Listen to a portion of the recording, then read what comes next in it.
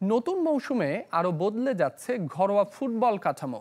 ৩-এর পরিবর্তে ৫ আসর মাঠে গড়াতে চায় পেশাদার লীগ কমিটি। শুরুতে চ্যালেঞ্জ আর শেষে সুপার কাপ। ফেডারেশন নির্বাচনের আগে চ্যালেঞ্জ কাপের সাথে স্বাধীনতা কাপও শেষ করতে চান কর্তারা। চ্যাম্পিয়নশিপ লিগের দলের সংকট কাটাতে এবার প্রথম বিভাগ থেকে প্রমোশন পাবে ৪ ক্লাব।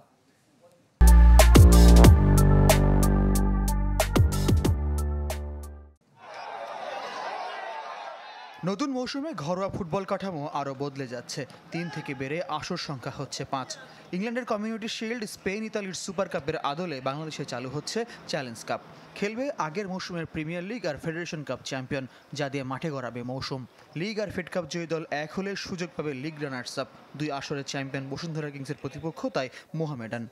কখনো কাজী সালাউদ্দিন, কখনো আব্দুল সাদেক, এবং যারা ফুটবল অঙ্গনে লিজেন্ডারি ফুটবল আছে তাদের নামে আসলে আমরা প্রতি বছরই এটা তাদের নামে নামকরণ করব।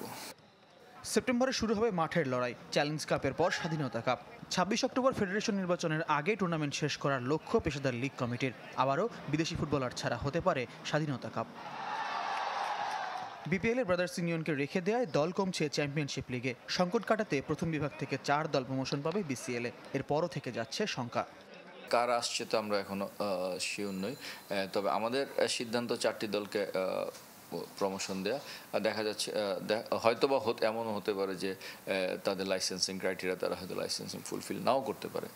সুতরাং ৪টি দলকে প্রমোশন দিল যারা বিসিএলে খেলার যোগ্য হবে, সেটা কিন্তু এই মুহূর্তে বলা যাচ্ছে না। আসলে সম্প্রতি পেশাদার লীগ কমিটির গুরুত্বপূর্ণ সিদ্ধান্ত নির্বাহী কমিটিতে বদলে যাচ্ছে। কর্মকর্তা হিসেবে মেনে নিলেও ফুটবলপ্রেমী হিসেবে এই ধারার বিপক্ষে ইমরুল হাসান। সাধারণ ক্রীড়ামোদ হিসাবে আসলে আমি পেশাদার লীগ কমিটির কোনো সিদ্ধান্ত যদি নির্বাহী কমিটিতে গিয়ে পরিবর্তিত হয়ে যায়, একজন সাধারণ ক্রীড়ামোদ হিসেবে আসলে আমি এটার পছন্দ করব না। সুপার কাপ দিয়ে মৌসুম শেষ করতে চায় ফেডারেশন। আসর মাঠে গড়ালে চ্যাম্পিয়ন দলের প্রাইজ মানি কোটি টাকায় থাকবে। পৃষ্ঠপোষকদেরও সাড়া মিলছে।